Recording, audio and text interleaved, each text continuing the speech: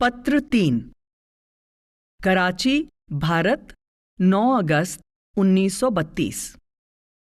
प्रकाश स्वरूप सद्गुरु के प्रिय अमेरिकन बच्चों, समय आ गया है कि मैं आपको भारत में अपने अनुभवों के बारे में एक और विवरण भेजूं। महाराज जी से पहली मुलाकात के पूरे 2 महीने बाद इस महीने की 2 तारीख को मैंने अपनी डायरी में लिखा है, पिछले 25 वर्षों से मेरी प्रार्थना और कामना थी कि कभी वह दिन आए जब मैं किसी सद्गुरु के सामने खड़ा हूं। परमात्मा का शुक्र है कि अब मैं उनके चरण कमलों में बैठता हूं, उनकी आंखों में टकटकी बांधकर देखता हूं और उनकी प्रेरणा भरी वाणी को सुनता हूं जब वे अपने शिष्यों तथा अन्य लोगों के सामने अपनी शिक्षा के ऊंचे सिद्धांतों की स्पष्ट व्याख्या करते हैं। मैं हैरान हूं कि यह कैसे हो गया, पर है यह एक सत्य जिसे मैंने अनुभव किया है। इस सुंदर सत्य की मेरी अनुभूति दिन प्रतिदिन और अधिक तीव्र होती जा रही है और सद्गुरु की पुनीत उपस्थिति मेरी आत्मा को प्रतिदिन और अधिक आनंद विभोर कर देती है। एक महान सद्गुरु के साथ 2 महीने बिताने के बाद अब मेरे मन की जो अवस्था है उसका कुछ संकेत पिछले वर्णन से मिलता है, लेकिन चेतना पर सद्गुरु का प्रभाव तो दिन प्रतिदिन गहरा होता जाता है। कोई भी नया जिज्ञासु उनकी अथाह गहराइयों का अनुमान एकदम नहीं लगा सकता। कई बार तो बरसों लगातार उनके साथ रहने पर भी सत्संगी पूरी तरह से समझ नहीं पाता कि वे वास्तव में क्या हैं। मन बहुत नादान है और युगों से अंधेरे में भटकता रहा है। अरब सागर के तट पर उषा काल। अरब सागर के तट पर जहां मैं खड़ा हूं, इस समय सुबह के 4 बजे हैं। पौ फटने से पहले का सन्नाटा किनारे से टकराकर बिखरती लहरों की गर्जन से और भी गहरा होता जा रहा है। भारत के पूर्वी समुद्र तट पर उषा काल की रक्तिम किरणें गंगा के पवित्र जल में झिलमिलाने लगी हैं। जल्दी आने वाले यात्री प्रातः स्नान के लिए इकट्ठे हो रहे हैं। 35 करोड़ लोग इस समय एक नए दिन के लिए कार्यकलाप कर रहे हैं, पर इस चढ़ते सूर्य का प्रकाश भौतिक है और जन्म मरण के चक्र से मुक्ति नहीं दिला सकता। इन करोड़ों लोगों की आत्मा अभी अपने प्रकाश से रोशन नहीं हुई है। उसके अंदर अभी युगों का गहरा अंधकार छाया हुआ है। हर आत्मा माया के जेल खाने में खामोश पड़ी अपनी रिहाई का इंतजार कर रही है। अनेक युगों और करोड़ों जन्मों तक पृथ्वी के कीचड़ और दलदल में संघर्ष करके ऊपर और ऊपर उठती हुई इन बेचारी आत्माओं ने धीरे धीरे मनुष्य जन्म का प्रकाश देखा है। और इस समय जब प्रभात की पहली किरणें पूर्व में अपना प्रकाश बिखेर रही हैं, मैं तट पर खड़ा समुद्र के सनातन संगीत को सुनता हुआ विनती कर रहा हूं कि मेरी आत्मा का भी सवेरा हो। प्रभात की हल्की रोशनी में मुझे एक बंगले की धुंधली सी रूपरेखा नजर आ रही है। यह बंगला एक पहाड़ी की चोटी पर स्थित है और इसमें इस समय सद्गुरु शांत बैठे ध्यान में मग्न हैं। इसमें मुझे भारत और सारे संसार के लिए आशा की एक किरण दिखाई देती है, क्योंकि संसार की आशा, उसका प्रकाश स्तंभ वक्त का पूर्ण सद्गुरु ही होता है। महाराज जी की व्यस्तता। पिछला पत्र लिखे मुझे केवल 1 महीना हुआ है, लेकिन इस बीच में मुझे इतने अनुभव हुए हैं और मैंने इतना चिंतन किया है कि लगता है इस छोटी सी अवधि में मैंने वर्षों का जीवन जी लिया है। वास्तव में करोड़ों साल बर्बाद करने के बाद यह उचित ही है कि हम बचे हुए समय में अधिक से अधिक सक्रिय हो जाएं। प्रिय महाराज जी रोज सत्संगियों और जिज्ञासुओं के लिए 2 बार सत्संग करते हैं और कई लोगों को निजी मुलाकातों के लिए भी समय देते हैं। हम सब अधिक से अधिक समय उनके साथ व्यतीत करने की कोशिश करते हैं। प्रश्न सुनते हुए वे कभी अपना धैर्य नहीं खोते, चाहे उन प्रश्नों में से कुछ उन्हें थोथे या मूर्खतापूर्ण अवश्य लगते होंगे। वे हर प्रश्न का उत्तर बड़े प्यार से देते हैं। हमारे सब रूहानी रोगों के लिए वे रूहानी इलाज ही बताते हैं। वे वैद्य राज हैं। चारों ओर से लोग उनके दर्शनों के लिए आते रहते हैं। महाराज जी यहाँ आराम करने आए हैं, पर लोग उन्हें आराम नहीं करने देते। बैठक में अनौपचारिक बातचीत के लिए आए लोगों की संख्या भी बढ़ते बढ़ते 200-300 तक पहुंच गई है। सभी वर्गों और संप्रदायों के बहुत से लोग इस महान संत के दर्शन करने और वचन सुनने आते हैं। कुछ जिज्ञासावश, कुछ विचार विनिमय के उद्देश्य से और कुछ सत्य की खोज में। अभी 2 हफ्ते पहले सिख धर्म के एक जोशीले नेता महाराज जी के पास आए और उन्हें बहस में उलझाने की कोशिश करने लगे। भारत में कहीं कहीं संतमत का विरोध किया जाता है, क्योंकि यह पुराने अंधविश्वासों को नष्ट करता है। कुछ सिख खास तौर पर इसका विरोध करते हैं। उनके धर्म के मूल सिद्धांत वास्तव में वे ही हैं जो संतमत के हैं, पर उन्होंने अब जीवित गुरु के सिद्धांत को त्याग दिया है और अपने आप को केवल अपने धर्म ग्रंथ से बांध लिया है। उनकी इस गलत फहमी का कारण निसंदेह वह कथन है जिसका संबंध उनके अंतिम गुरु के साथ जोड़ा जाता है। अब तो वे सभी जीवित गुरुओं की कड़ी निंदा करते हैं, यद्यपि उनके धर्म ग्रंथ जीवित गुरु के महत्व पर विशेष जोर देते हैं। संसार के धर्मों के इतिहास में यह एक उल्लेखनीय बात है। पर विरोध होते हुए भी संत मत तेजी से फैल रहा है। सन 1861 में इसका आम प्रचार शुरू हुआ और अब इसके लगभग 2-2.5 लाख अनुयायी हैं। सच तो यह है कि पारंपरिक अर्थ में यह धर्म नहीं है, यह कोई पंथ नहीं है। इसमें न पुजारी है, न कर्मकांड और न ही बाहरी दिखावा। इसमें केवल सद्गुरु और उनके शिष्य होते हैं। इस मार्ग को आत्मा को परमात्मा से जोड़ने का विज्ञान कहा जा सकता है। यह परिभाषा स्वयं महाराज जी ने दी है। इसमें वैज्ञानिक विधि से ध्यान को एकाग्र करके शब्द धुन का अभ्यास किया जाता है।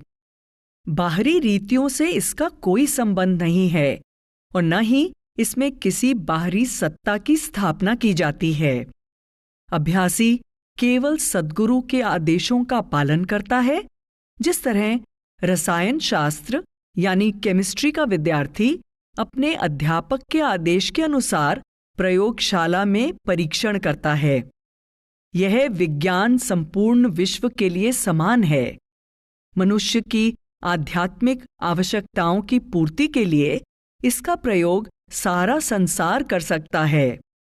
यह सब राष्ट्रों और सब जन समुदायों के लिए उपयुक्त है।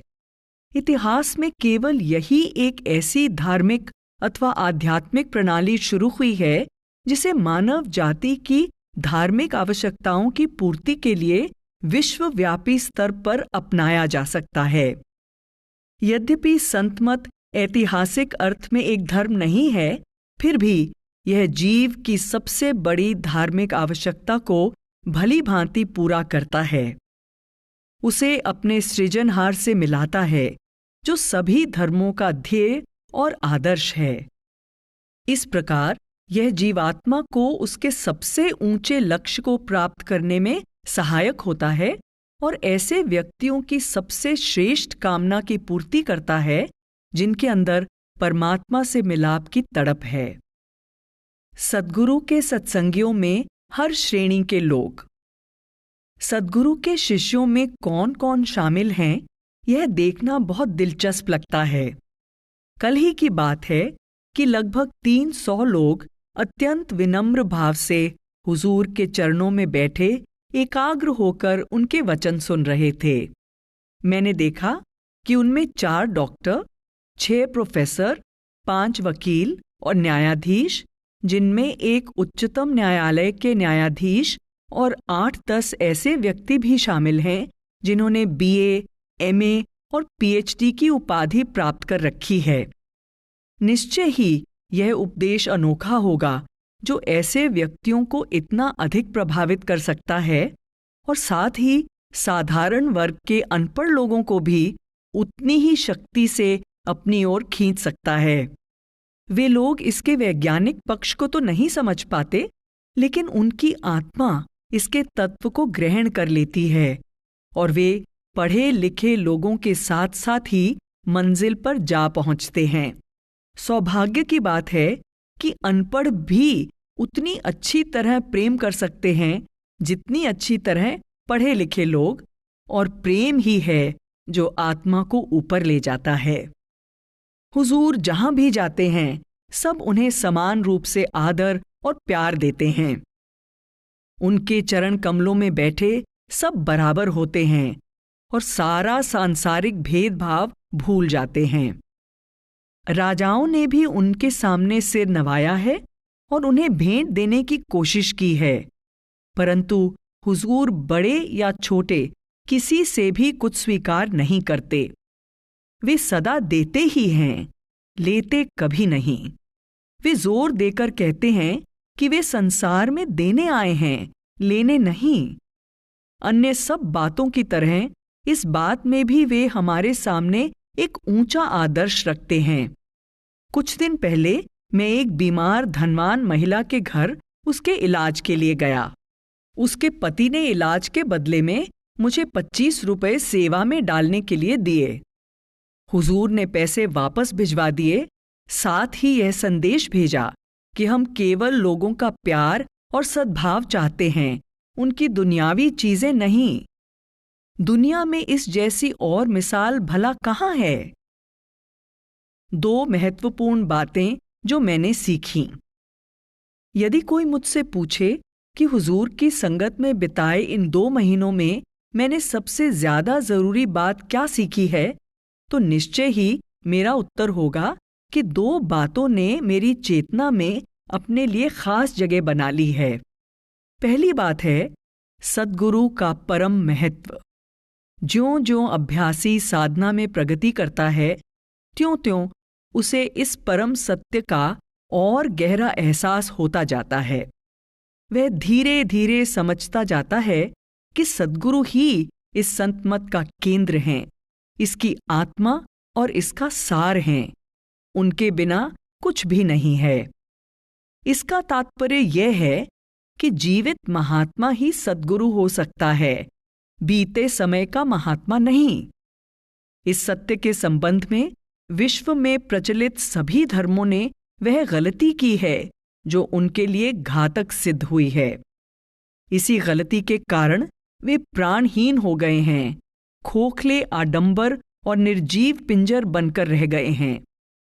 बिना जीवित सद्गुरु के कोई भी जीवात्मा माया के जाल और जन्म मरण के चक्र से छुटकारा प्राप्त नहीं कर सकती।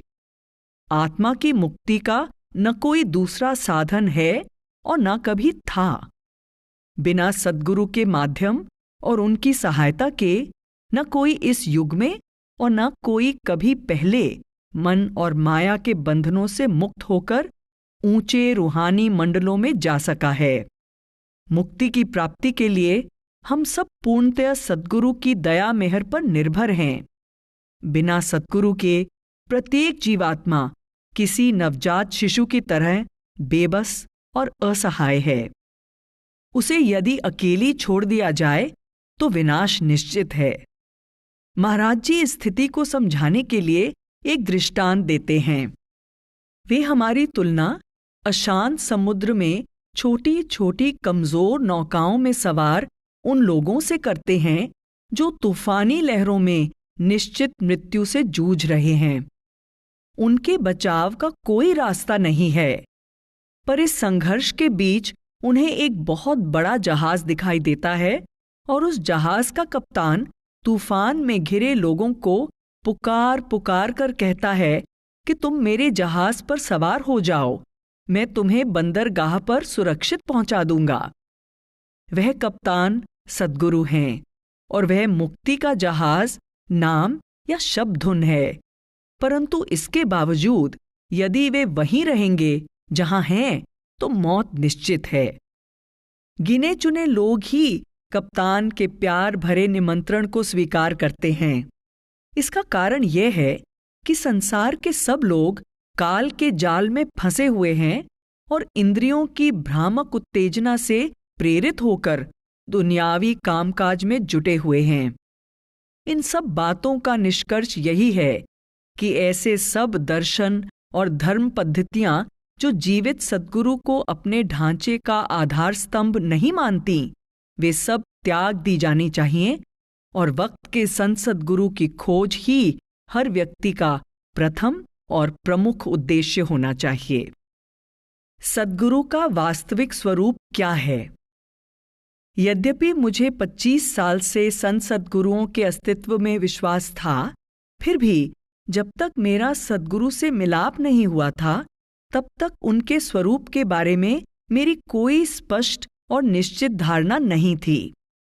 माना जाता है कि सामान्यतया परमार्थ के जिज्ञासुओं की सद्गुरु के विषय में कोई स्पष्ट धारणा नहीं होती। संसार में सभी लोग महात्माओं, ऋषियों और गुरुओं के बारे में थोड़ा बहुत अवश्य जानते हैं, पर आम तौर पर माना जाता है कि वे ऐसे महान पुरुष होते हैं जो पहुंचे हुए हैं, जो परम चेतन हैं और जिन्हें करामाती शक्तियां प्राप्त हैं। गुरुत्व के बारे में स्त्री पुरुष विद्वत्ता से भरी बातें करते हैं और लेख लिखते हैं। वे सद्गुरुओं को असाधारण और महान पुरुष स्वीकार करते हैं। पर जब यह कहा जाता है कि सच्चे सद्गुरु वास्तव में स्वयं सृष्टिकर्ता परमेश्वर हैं और वे इस समय भी और यहीं मनुष्य चोले में कार्य कर रहे हैं, तो जिज्ञासु कम से कम थोड़ा बहुत चौंकता अवश्य है। कई लोग तो इस बात का जोरदार विरोध भी करेंगे और कहेंगे कि ऐसा कैसे हो सकता है। लेकिन अगर आप क्षण भर के लिए भी सोचें तो देखेंगे कि सद्गुरु इसके सिवाय और कुछ हो ही नहीं सकते। हम परमात्मा से एकता की बात करते हैं। यदि यह केवल अलंकारिक भाषा के प्रयोग की बात नहीं है, तो इससे हमारा अभिप्राय वही होना चाहिए जो ये शब्द कहते हैं। उस अनंत से एकता का अर्थ है उससे अभिन्नता। इसलिए सद्गुरु जो अनंत परमात्मा से एकता प्राप्त कर चुके हैं, अब उससे अभिन्न हैं। वे परमात्मा ही हैं। हम जब व्यक्तियों के किसी समुदाय के बारे में एकता की बात करते हैं, तो उसका तात्पर्य उन सबका मिलकर एक व्यक्ति बन जाना नहीं होता। यह तो अलंकारिक भाषा है। पर जब कोई व्यक्ति परमात्मा से एकता प्राप्त करता है, तो बात बिल्कुल भिन्न होती है। वह सचमुच अपने अस्तित्व को ही परमात्मा में विलीन कर देता है और इस तरह वह परमात्मा के सब लक्षण ग्रहण कर लेता है। अंश अंशी का रूप ले लेता है। दोनों एक ही अस्तित्व हो जाते हैं। यही सारे आध्यात्मिक विकास का लक्ष्य है। यह कवियों की कल्पना के या पैगंबरों द्वारा देखे गए उच्चतम स्वर्ग से परे है। सद्गुरु ने यही अवस्था प्राप्त की होती है और इस अवस्था की प्राप्ति के कारण ही वे सद्गुरु होते हैं। उनके दिव्य विशेषाधिकारों के प्रयोग पर यदि कोई प्रतिबंध होता है, तो केवल उस मनुष्य देह का जिसमें वे वास करते हैं और उन नियमों का जो उस देह के जीवन को नियंत्रित करते हैं। यदि कोई यह आपत्ति करे कि यह बात एक व्यक्ति को बहुत ऊंचा स्थान दे देती है, तो उसका यह उत्तर दिया जा सकता है कि इससे सद्गुरु के साथ साथ सारी मानव जाति को ऊंचा स्थान मिलता है। यदि सद्गुरु परमात्मा हैं, तो सभी मनुष्यों में परमात्मा बनने का सामर्थ्य निहित है। वास्तव में वे पहले ही कुछ हद तक परमात्मा हैं। यदि सद्गुरु मनुष्य देह धारण करके कार्यरत हुआ सृष्टि करता है तो सब मनुष्य उसी अग्निपुंज की चिंगारियां हैं। एक दृष्टांत से शायद यह विचार समझने में सहायता मिले। एकता की धारणा जिज्ञासु के लिए मूलभूत धारणा है, क्योंकि उसे अपने आप को मिटाना है और उस अनंत के साथ एक सुर ही नहीं होना बल्कि उससे एक होना है। यदि हम 50 वॉट का बिजली का एक साधारण बल्ब लें और उसे एक साधारण मनुष्य मान लें तो सद्गुरु की तुलना हम 50,000 वॉट के बल्ब के साथ कर सकते हैं। हालांकि यह अनुपात वास्तव में ठीक नहीं है। दोनों बल्बों की रोशनी एक ही बिजली घर से आने वाली एक ही विद्युत धारा की वजह से है। जाहिर है कि दोनों की रोशनी में अंतर का कारण संकेंद्रित ऊर्जा और शक्ति की तथा विकिरण की मात्रा में अंतर है। सद्गुरु और साधारण मनुष्य दोनों के अंदर एक ही गुप्त विश्वव्यापक शक्ति काम करती है। दोनों परमात्मा के अंश हैं जो विश्व का सार है, पर वे उसके पूर्ण रूप नहीं हैं। इसलिए सद्गुरु स्वयं परमात्मा ही हैं, पर परमात्मा का संपूर्ण रूप नहीं, क्योंकि वह अनंत सृष्टा विश्वव्यापक शक्ति है। वह मनुष्य रूप में सक्रिय हो जाता है और इस तरह अपना निर्मल प्रकाश मनुष्यों में बिखेरता है। सद्गुरु परमात्मा का प्रकट रूप हैं, पर उनके एक मनुष्य शरीर के रूप में संपूर्ण परमात्मा प्रकट नहीं होता। इसी तरह हर साधारण मनुष्य भी उसी दिव्य सत्ता की एक चिंगारी है, किंतु उसने अभी सद्गुरु की तरह एक उज्ज्वल देदीप्यमान प्रकाश का रूप धारण नहीं किया है। पर शिष्य दृढ़ विश्वास के साथ उस समय की प्रतीक्षा करता है जब वह भी पूर्ण संत बन जाएगा, जब उसका प्रकाश भी अन्य पूर्ण संतों की तरह दीप्तिमान होगा। इस पथ पर चलने वाले सभी अभ्यासियों का यही गौरवपूर्ण दृष्टिकोण है।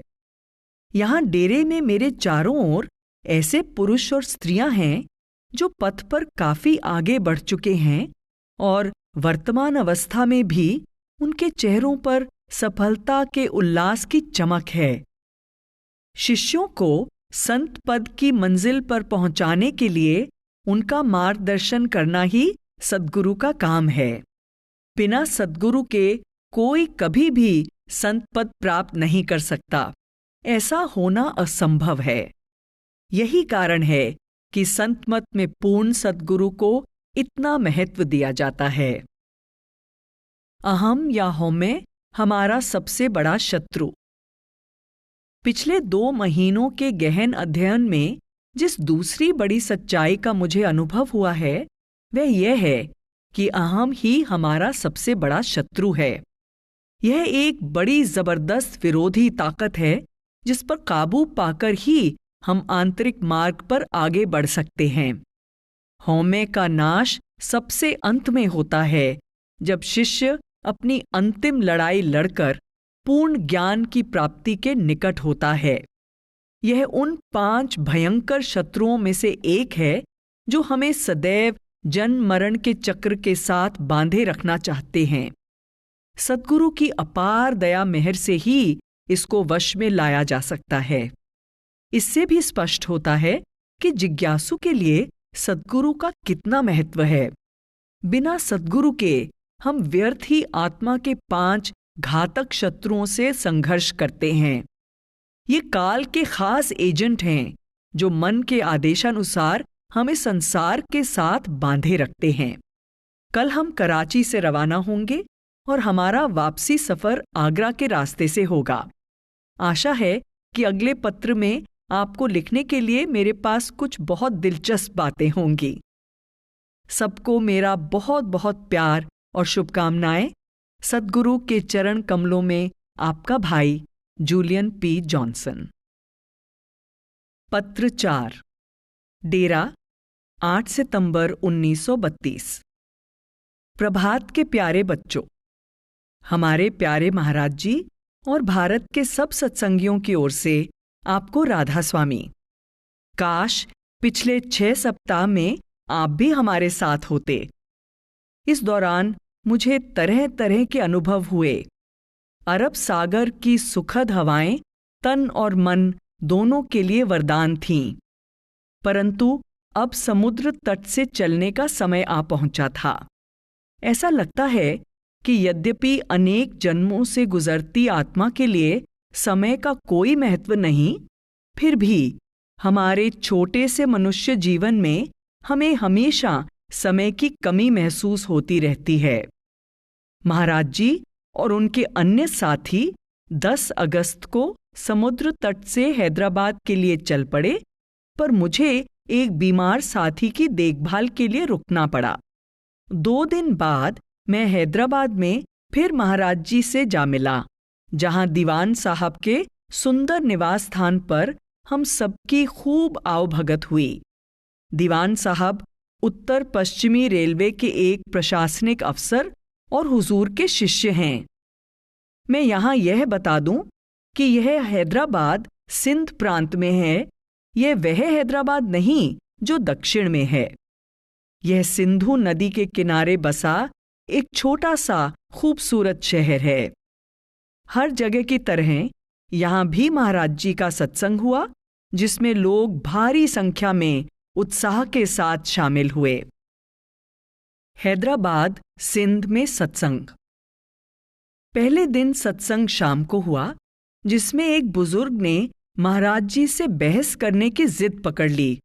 हालांकि उसको नामदान की बख्शिश हुए 30 साल से अधिक समय हो चुका था।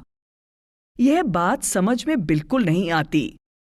मेरे लिए यह बहुत बड़ा रहस्य है कि बहुत से लोग महाराज जी को सद्गुरु स्वीकार करने के बाद भी बड़े आराम से उनसे बहस कैसे कर सकते हैं। बाद में वही आदमी हुजूर से सलाह लेने आया। उसका कहना था कि उसका ध्यान कभी अंतर्मुख नहीं हुआ और न ही कभी उसके भजन सिमरन का उसे संतोषजनक फल मिला। यह स्वाभाविक था। वह अभ्यास में सफलता की आशा कर ही कैसे सकता था। साफ जाहिर था कि वह अहंकार के भयंकर रोग से ग्रस्त था। इस रोग के इतने रूप हैं जितने न्यूरोस्थीनिया यानी नाड़ियों के रोग के भी नहीं। जो भी व्यक्ति सद्गुरु की बात को काटने और उनसे बहस करने की धृष्टता कर सकता है, समझ लो उसे इस रोग ने बुरी तरह जकड़ लिया है। उसका ध्यान अंतर्मुख कैसे हो सकता है? जब तक वह इस हद तक इस रोग की जकड़ में है, उसे रूहानी सफलता की आशा नहीं करनी चाहिए। सौभाग्य से इस देश के सत्संगियों में अहंकार इतने उग्र रूप में बहुत कम पाया जाता है। मुझे तो उनके व्यवहार में साधारणतया मधुर विनम्रता ही देखने को मिली है।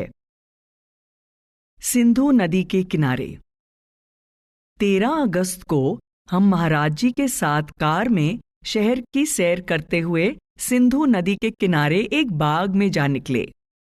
वर्षा और हिमालय की चोटियों पर पिघलती बर्फ के कारण नदी आजकल बहुत चढ़ाव पर है। यह नदी शायद 2000 मील लंबी है और इस स्थान पर इसकी चौड़ाई करीब 3/4 मील है। हालांकि पर्वतों की गहरी घाटियों में वह 60 फुट या इससे भी कम होती है। इस तूफानी नदी के किनारे किनारे हम कुछ दूर पैदल चलते गए और मैं सोचने लगा कि न जाने मंद गति से बीतती शताब्दियों के दौरान कितने महात्माओं ने अपने पवित्र चरण चिन्ह यहाँ छोड़े होंगे। कुछ भारतवासी गंगा और यमुना की तरह सिंधु को भी चिरकाल से एक पवित्र नदी मानते आ रहे हैं। जयपुर का प्राचीन शहर। 16 अगस्त को हम जयपुर रियासत की तरफ चल पड़े, जहां एक पुराने सत्संगी ने अपने सुंदर घर में हमारी आवभगत की। वहां 2 दिन आनंद पूर्वक रहने और आराम करने के बाद जब हम विदा होने लगे तो मैंने स्नेहपूर्ण अतिथि सत्कार के लिए अपने मेजबान का धन्यवाद किया पर उन्होंने उत्तर दिया, मेजबान मैं नहीं, सद्गुरु हैं। वे ही सब कुछ देते हैं। इससे आम सत्संगी की भावना का पता चलता है। वे सद्गुरु को ही अपना दाता मानते हैं। अंधेरे में प्रकाश की किरण। एक दिन तीसरे पहर हम इस रियासत का पुराना महल देखने गए जो लंबे समय से वीरान पड़ा था। इस महल का निर्माण लगभग 500 साल पहले हुआ था। अब तो यह मौसम के थपेड़ों से जीर्ण हुए संगमरमर के खंडरों का एक शानदार अंबार ही रह गया है। इस महल के बीच में शक्ति देवी का मंदिर है। इस देवी को पहले प्रायः मनुष्य की बलि भी दी जाती थी, परंतु अब कुछ उत्सवों पर केवल पशु बलि दी जाती है। जब आधुनिक ज्ञान तथा आध्यात्मिक प्रकाश से परिपूर्ण हमारे सद्गुरु मूर्ति पूजा के इस प्राचीन मंदिर के सामने खड़े थे, तो उन्हें देखकर मुझे बाइबल में हजरत ईसा मसीह के संबंध में लिखी गई यह पंक्ति याद आ गई। अंधेरे में प्रकाश की किरण चमकी और अंधेरा उसे समझ नहीं पाया। जिस स्थान पर हम उस समय खड़े थे, उस पर भी उस समय यह बात लागू होती थी। जब हम उन शानदार खंडरों से चलने लगे जो एक नष्ट हो चुके साम्राज्य और उसके लुप्त हुए गौरव के विशाल स्मारक हैं, तो हम क्षण भर के लिए रुके और मुड़कर उनकी तरफ देखा। पहाड़ के शिखर पर स्थित यह पुराना महल अपने गौरव के दिनों में एक बहुत मजबूत किला था। वादी के पार पहाड़ियों का हरा और आकाश का जामुनी रंग सुंदर सूर्यास्त के सुनहरे और लाल रंगों में मिल रहे थे।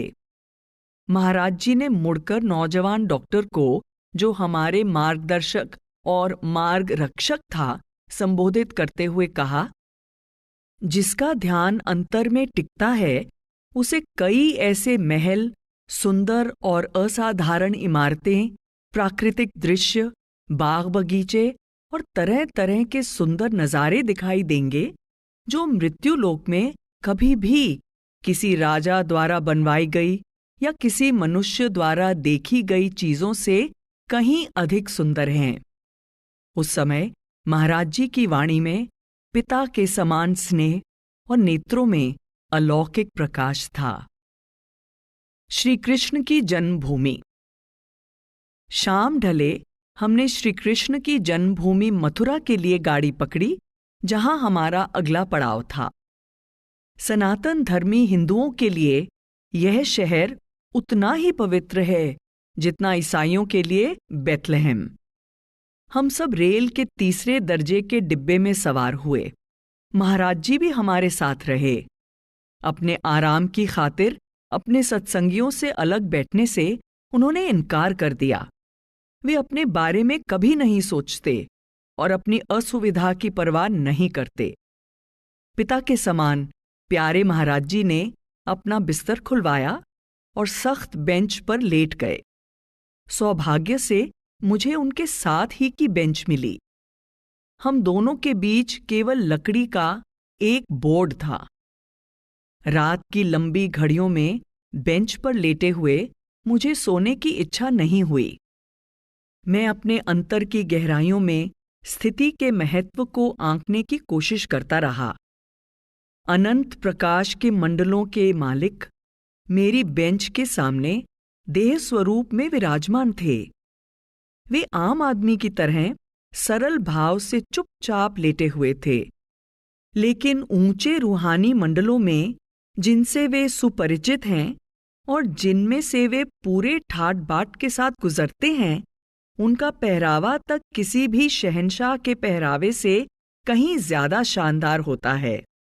उन मंडलों में जहां भी वे जाते हैं, लाखों करोड़ों आत्माएं उन्हें अपना मालिक और बादशाह मानती हुई उनके सामने सिर झुकाती हैं। इन सब के बावजूद आज की रात साधारण मनुष्य की भांति वे रेल के एक तीसरे दर्जे के डिब्बे में लकड़ी की सख्त बेंच पर लेटे हुए हैं और गाड़ी अंधेरे और धूल में से होती हुई चली जा रही है।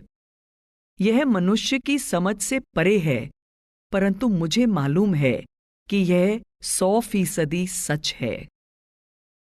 महाराज जी का हंसमुख स्वभाव। अगले दिन जब हम झटके देती उस पुरानी रेलगाड़ी में सफर कर रहे थे, तो महाराज जी ने कुछ मूर्ख जुलाहों की एक कहानी सुनाई। उन जुलाहों के पास एक टूटा फूटा छकड़ा था जो चलते समय बहुत आवाज करता था। एक दिन जब छकड़े ने पहले की तरह आवाज करना बंद कर दिया, तो उन्होंने समझा कि यह अवश्य मर गया होगा। उन्होंने सड़क के किनारे रुककर छकड़े का सचमुच दाह संस्कार कर दिया और उसके लोहे के पुर्जों को अस्थियां समझकर जल में बहा दिया। महाराज जी इतना दिल खोलकर हंसे कि हम सबको आनंद आ गया। वास्तव में महाराज जी हमेशा प्रसन्न रहते हैं और हंसी मजाक करते रहते हैं। हर बात का कोई ना कोई हास्यजनक पहलू वे ढूंढ ही लेते हैं। महाराज जी उन सत्संगियों से जो उनके बहुत करीब हैं खूब हंसी मजाक करते हैं। शायद ही कभी कोई क्षण नीरस बीतता हो। सब प्रसन्न चित्त अपना समय बिताते हैं। यहाँ संगत में एक भी उदास चेहरा दिखाई नहीं देता और सब प्रसन्न क्यों न हो। उनके पास अनंत धन और सामर्थ्य है। उनका जीवन अब दुख और अंधकार से भरे इस भूमंडल तक ही सीमित नहीं है। वे जब चाहें असीम प्रकाश से भरे रूहानी मंडलों में जा सकते हैं। वे परम पिता के लाडले बच्चे हैं और जो मांगते हैं उन्हें मिल जाता है। इसमें विशेषता तो यह है कि वे जानते हैं यह सब सच है, सब कुछ उनके अधिकार में है। यह बरसों बाद मिलने वाली विरासत नहीं जिसके सपने देखते रहें। न यह मात्र विश्वास की बात है। सब कुछ इसी समय उनके पास है और यह वे जानते हैं। तभी तो वे संसार के सबसे अधिक प्रसन्न व्यक्ति हैं। उनके आनंद का न कभी शब्दों में वर्णन किया जा सकता है और न ही दुनिया का आम आदमी इसे समझ सकता है। यमुना नदी पर सूर्यास्त। 20 तारीख की सुबह हम मथुरा पहुंचे। यहाँ कई रोचक स्थान हैं जो श्री कृष्ण की स्मृति से संबंधित होने के कारण पवित्र माने जाते हैं। यह शहर यमुना नदी के पश्चिमी किनारे पर बसा हुआ है। इस यात्रा से संबंधित जो एक बात मुझे देर तक याद रहेगी वह है सूर्यास्त के समय नौका में यमुना नदी को पार करना। महाराज जी हमेशा सही तरीके से और सही समय पर कार्य करते हैं। जब हमें एक छोटी सी चपटी नौका में बैठने को कहा गया तो मुझे अंदाजा नहीं था कि आने वाले क्षणों में क्या होने वाला है।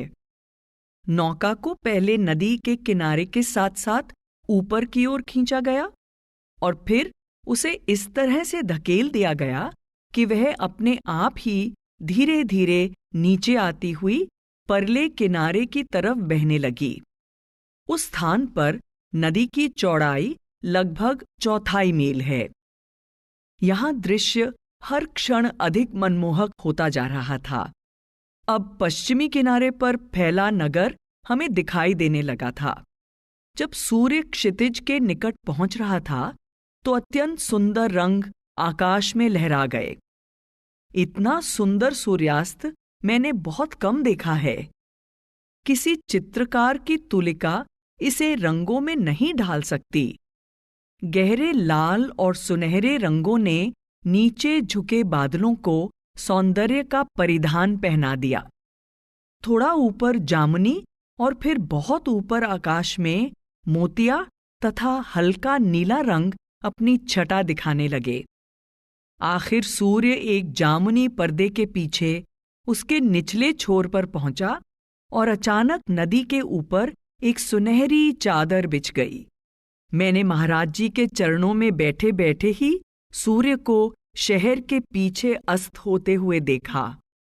महाराज जी उस समय आराम से बैठे थे और कुछ जिज्ञासुओं से आंतरिक मंडलों में जाने की युक्ति के बारे में बातें कर रहे थे। उनका चेहरा दिव्य प्रकाश से परिपूर्ण था जो सुनहरे सूर्यास्त के प्रकाश से कहीं अधिक सुंदर था। किसी ने महाराज जी का ध्यान सूर्यास्त के अत्यंत मनमोहक रंगों की ओर आकृष्ट किया। क्षण भर पश्चिम की तरफ देखते हुए महाराज जी ने कहा, हाँ, ये रंग बहुत कुछ दूसरे रूहानी मंडल त्रिकुटी के रंगों से मिलते हैं। हमारी कश्ती बहती हुई नदी के पार शहर की तरफ जा रही थी, जिसकी बत्तियां अब नदी के लहराते जल में प्रतिबिंबित होने लगी थीं। तभी एक सत्संगी ने महाराज जी से कहा कि वह सोच रहा था कि जब से नदी ने बहना शुरू किया तब से कितने पूर्ण महात्माओं ने उसे पार किया होगा। महाराज जी मुस्कुराए और बोले, अनेक महात्माओं ने।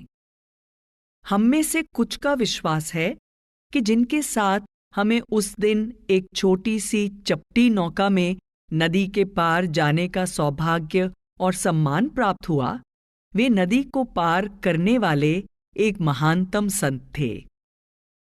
आरती की रस्म। जब हमारी किश्ती वापस शहर की तरफ आ रही थी और सूर्य धीरे धीरे अस्त हो रहा था, तो रात ने शहर पर अपनी काली चादर डाल दी। अचानक उस अंधेरे को चीरती हुई हजारों बत्तियां चमकने लगीं। अंत में हमारी किश्ती किनारे पर एक प्राचीन मंदिर के बिल्कुल नीचे जा लगी, जहां आरती की तैयारियां हो रही थीं। कई छोटी छोटी बत्तियों को पिरामिड के आकार में सजाया हुआ था और उन्हें हाथ में लिए पुजारी आरती कर रहा था। महाराज जी ने फरमाया कि यह हमारे आंतरिक सफर की पहली मंजिल सहस्त्रदल कमल की 1000 बत्तियों वाली ज्योति की घटिया सी नकल है, पर पुजारी बहुत पहले इसके मूल और इसके वास्तविक अर्थ को बिल्कुल भूल चुके हैं। महाराज जी ने फरमाया कि वे मुझे वहां इसलिए लाए थे कि मैं हिंदू धर्म के सुदूर अतीत की एक झलक देख सकूं। श्री कृष्ण ने शायद 5000 साल, संभव है 10,000 साल पहले यहां जन्म लिया था।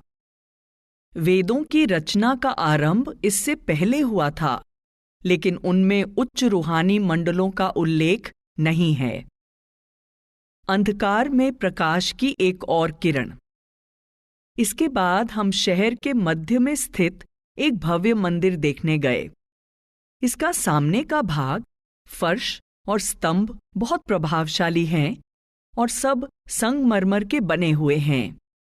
इसके निर्माण पर एक विशाल धनराशि खर्च हुई, जो श्रद्धालुओं के दान से इकट्ठी हुई थी। जो कोई इसके पवित्र आंगन में जाता है, उसे कुछ देना पड़ता है और दर्शकों, दर्शनार्थियों की इसमें निरंतर भीड़ लगी रहती है। हमारे साथियों के यह भरोसा दिलाने के बावजूद कि मैं भी उसी धर्म का हूं जिसके वे सब हैं, मुझे पुजारियों ने प्रवेश की अनुमति नहीं दी। साफ जाहिर था कि मेरा गोरा रंग ही बाधा बन रहा था। बाद में महाराज जी ने हंसते हुए फरमाया कि आगे से मुझे पगड़ी बांधकर मंदिर में ले जाया करेंगे। मेरे इस अनुभव से यह पुरानी कहावत ठीक सिद्ध होती है कि हिंदू बनने के लिए किसी हिंदू घराने में जन्म लेना जरूरी है। एक अन्य अवसर पर पुजारियों के साथ बातचीत हुई तो वे इस रवैये का कोई कारण नहीं बता सके। उन्होंने केवल इतना कहा कि यह एक प्राचीन प्रथा है। इसके बाद बहस की कोई गुंजाइश ही नहीं रही। हिंदुओं के लिए प्रथा ही एक ऐसा नियम है जिसका उल्लंघन नहीं किया जा सकता। बाद में साथियों ने मुझे बताया कि महाराज जी के मंदिर में प्रवेश करते ही यह बात जल्दी से चारों ओर फैल गई कि मंदिर में कोई महात्मा पधारे हुए हैं और बहुत से भक्त अपनी पूजा छोड़कर आ गए और उन्होंने महाराज जी के चरणों में दंडवत प्रणाम किया। उसके बाद उनके साथ और भी सैकड़ों लोगों ने आदर भाव से खड़े खड़े ध्यान पूर्वक महाराज जी के वचन सुने। महाराज जी ने थोड़े से शब्दों में उन्हें बताया कि कैसे वे भी अपने अंतर में जाकर रूहानी मंडलों और उनके प्रकाश को स्वयं देख सकते हैं। पुजारियों ने भी ध्यान से महाराज जी के वचनों को सुना। हुजूर ने उन सबको शब्द धुन के बारे में बताया, जो एकमात्र ऐसा साधन है जिसके द्वारा जीव अंदर के ऊंचे रूहानी मंडलों में जा सकता है और जन्म मरण के दुखों से छुटकारा पाकर अमर जीवन प्राप्त कर सकता है। यह एक अद्भुत दृश्य था।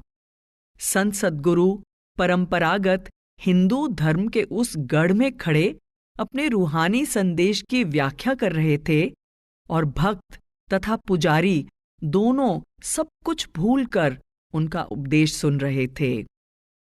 अंधेरे में प्रकाश के जगमगाने का यह एक और उदाहरण था और इस बार यह प्रकाश प्राचीन हिंदू धर्म के एक अत्यंत पवित्र केंद्र में जगमगा रहा था। यह कहना कठिन था कि वहां आए लोगों में से कोई इस प्रकाश को समझकर लाभ उठा पाया या नहीं, परंतु हम जानते हैं कि सद्गुरु अपना समय व्यर्थ नहीं गंवाते, भ्रमण करते हुए भी नहीं। हमारी पार्टी के सदस्यों ने जब यह प्रेरणादायक दृश्य देखा तो वे समझ गए कि देवताओं के उस प्राचीन मंदिर में हुजूर के पधारने का क्या कारण था। हुजूर वहां एक दर्शनीय स्थल देखने नहीं गए थे, वे गए थे अंधेरे में भटकते लोगों को प्रकाश दिखाने, जो उनके जीवन का मुख्य उद्देश्य था। ब्रॉक दंपत्ति के नाम हुजूर का संदेश। हम अभी आगरा नहीं पहुंचे हैं, जो इस यात्रा का मुख्य लक्ष्य है। बहुत सी दिलचस्प बातें मैंने छोड़ दी हैं और फिर भी पत्र लंबा हो गया है, इसे यहीं समाप्त करना होगा। बाकी ब्यौरे को अगले पत्र का इंतजार करना पड़ेगा, लेकिन यह पत्र तब तक पूरा नहीं होगा जब तक प्यारे महाराज जी का एक संदेश इसमें दर्ज नहीं हो जाता। पोर्ट एंजलिस वॉशिंगटन के निवासी डॉक्टर ब्रॉक और उनकी धर्मपत्नी ने लंबे समय तक निष्ठापूर्वक जो सेवा की है, उसके लिए हुजूर महाराज जी संतमत और अमेरिकन सत्संगियों की ओर से आभार प्रकट करना चाहते हैं। उन दोनों को वे अपना विशेष प्रेम और दया मेहर भेजते हैं। प्रशांत महासागर के तट पर बसा हर सत्संगी और भारत में आया उनका यह भाई ब्रॉक दंपत्ति का सदैव ऋणी रहेगा। हम में से अधिकांश लोगों को उन्हीं के माध्यम से रूहानियत का वह प्रकाश प्राप्त हुआ है जिसे लेकर सरदार केहर सिंह सेसमस लगभग 20 वर्ष पहले उस तट पर पहुंचे थे। हम सब उस निर्मल आत्मा के भी बहुत ऋणी हैं। संतमत का अनुयायी अत्यंत सौभाग्यशाली। काश मनुष्य के शब्दों में इतनी शक्ति होती कि ज़बानी या लिखकर यह बताया जा सकता कि संतमत में दीक्षित होने से हम लोगों को कितनी बहुमूल्य निधि प्राप्त हुई है, परंतु यह बताना असंभव है। इसका तो आत्मा की गहराइयों में उतरकर अनुभव ही किया जा सकता है। आपको कभी भी किसी भी कारण से इस ज्योतिर्मय पथ से हटना नहीं चाहिए। परम सत्य का ज्ञान तो समय आने पर ही होगा और संभव है आपकी आशा से पहले ही हो जाए। किसी दिन अचानक ही वह सुनहरा प्रकाश आपके अंदर प्रकट हो जाएगा और तब आपको किसी दूसरे से इस पथ के बारे में कुछ जानने की आवश्यकता नहीं रहेगी। जो छोटा सा प्रकाश कण अब आपको आगे बढ़ने के लिए प्रेरणा दे रहा है, वह तब अनंत प्रकाश का रूप धारण कर चुका होगा और उसने आप सबकी आत्मा को अवर्णनीय आनंद से भर दिया होगा। हुजूर महाराज जी के चरण कमलों में आपका भाई जूलियन पी जॉनसन।